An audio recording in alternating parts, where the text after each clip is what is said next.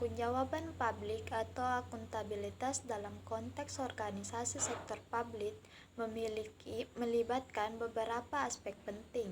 Ini adalah kewajiban untuk memberikan laporan atau menjelaskan kinerja dan tindakan individu, badan hukum, kepemimpinan kolektif, atau organisasi kepada pihak yang memiliki hak atau aturan untuk meminta penjelasan.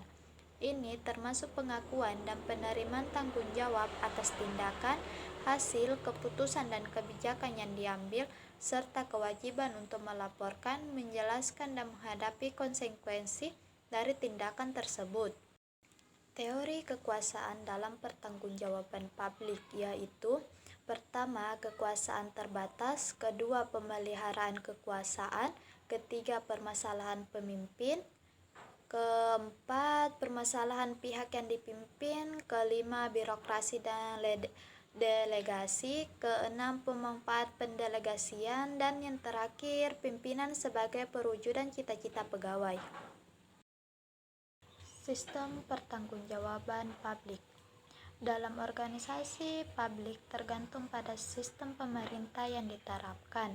Dalam konteks ini, pemerintah merujuk pada sistem fungsi, cara pembuatan, kegiatan, urusan, atau tindakan yang dilakukan oleh pemerintah, baik dari arti luas maupun arti sempit. Sementara itu, sistem pemerintah adalah sistem yang dimiliki oleh suatu negara untuk mengatur pemerintahnya. Tujuan dari sistem pemerintah adalah menjaga kestabilitas negara. Adapun sistem pertanggungjawaban publik antara lain sebagai berikut. Pertama, sistem presidensial. Sistem presidensial atau disebut juga dengan sistem kongresional merupakan sistem pemerintah negara republik di mana kekuasaan eksekutif dipilih melalui pemilu dan terpisah dengan kekuasaan legislatif. Kedua, sistem parlemen. Sistem parlementer adalah sebuah sistem pemerintahan di mana parlemen, Dewan Perwakilan Rakyat, memiliki peran penting dalam pemerintahan. Ketiga, negara komunis. Negara komunis adalah istilah ilmuwan politik untuk mendeskripsikan bentuk pemerintahan di mana negara tersebut berada di bawah sistem satu partai. Keempat, demokrasi liberal. Demokrasi liberal adalah sebuah bentuk kerajaan demokrasi melalui perwakilan yang membentuk keputusan berdasarkan undang-undang yang tunduk pada kelembagaan yang liberal. Kelima, liberalisme. Liberalisme menekankan pada hak-hak pribadi serta kesamarataan peluang. Dan yang terakhir yaitu kapitalisme. Kapitalisme adalah sistem perekonomian yang menekankan pada kapital, yakni kekayaan dan segala jenisnya, termasuk barang-barang yang digunakan dalam proses pembuatan barang lainnya. Selanjutnya, siklus pertanggungjawaban publik. Yang pertama, penetapan regulasi pertanggungjawaban pimpinan organisasi. Yang kedua, pembentukan dan penerbitan SK tim penyusunan laporan pertanggungjawaban organisasi. Yang ketiga, penyusunan draft laporan pertanggungjawaban organisasi. Keempat, pembahasan draft laporan pertanggungjawaban organisasi sektor publik. Kelima, penyelesaian laporan pertanggungjawaban organisasi sektor publik. Keenam, pengajuan laporan pertanggungjawaban organisasi sektor publik ke legislatif atau parlemen. Ketujuh, pemaparan atau pembacaan laporan pertanggungjawaban organisasi sektor publik oleh kepala atau pimpinan organisasi di hadapan lembaga legislatif atau parlemen. Kedelapan, penilaian dan rekomendasi atas laporan pertanggungjawaban organisasi. Kesembilan, pembahasan laporan pertanggungjawaban organisasi oleh lembaga legislatif atau parlemen.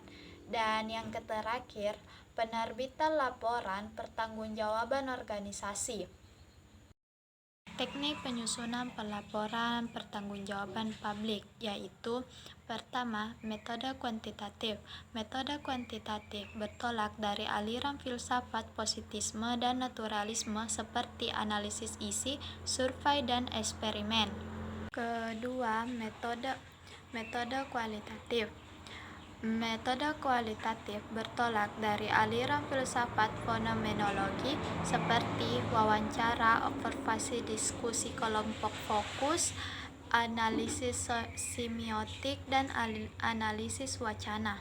Yang terakhir yaitu metode gabungan kuantitatif dan kualitatif.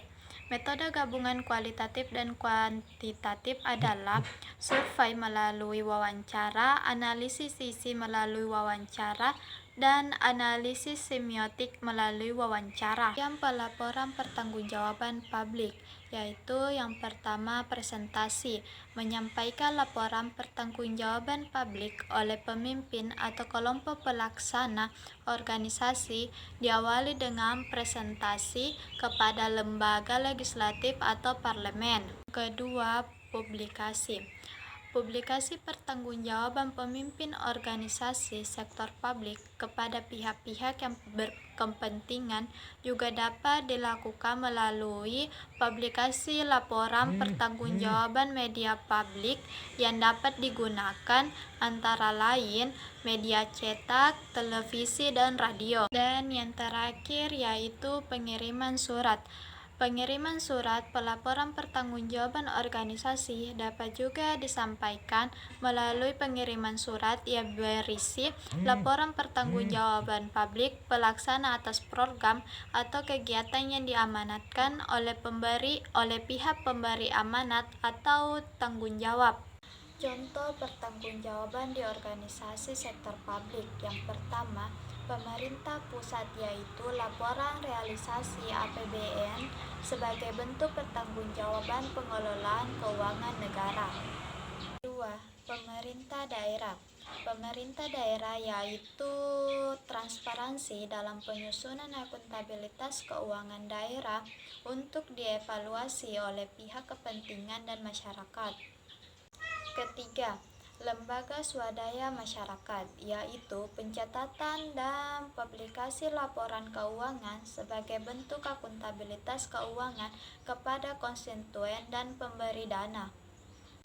Selanjutnya itu yayasan, yaitu laporan keuangan untuk menilai kemampuan organisasi dalam memberikan jasa dan kinerja manajerial.